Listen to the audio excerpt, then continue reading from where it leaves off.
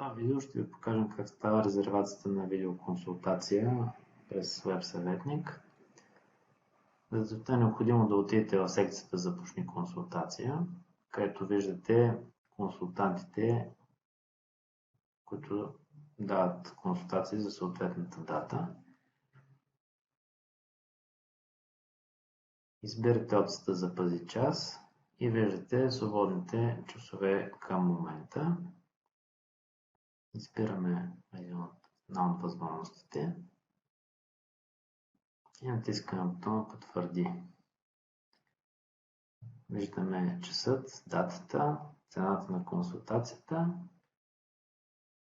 Избирате типа свързване, който предпочитате, с или без видео. В зависимост от устройството, което ползвате, вашата интернет връзка и други особености, които трябва да съобразите, след което натискате бутона Резервирайте консултацията.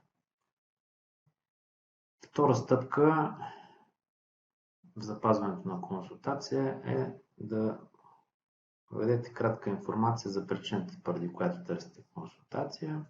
Пример, кашлица. В полето по-долу можете да введете допълнителна информация, след което минавате към стъпка 3 плащане на консултацията.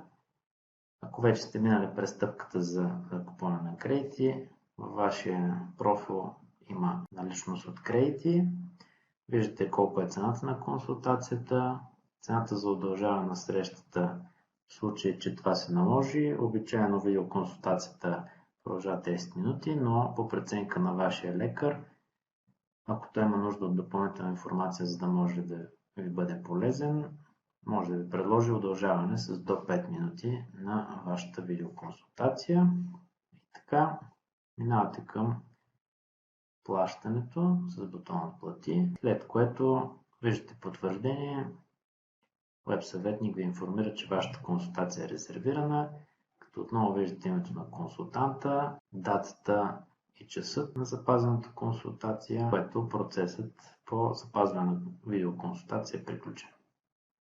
Ако се върнете в началото, при всяко ваше влизане в системата, Web съветник ви уведомява колко часа е резервирана вашата консултация, на коя дата, като ако по някаква причина нямате възможност да проведете консултацията, бихте могли да се откажете от нея с този бутон, като системата пак ви пита дали наистина това е вашата цел, да се откажете от направената резервация.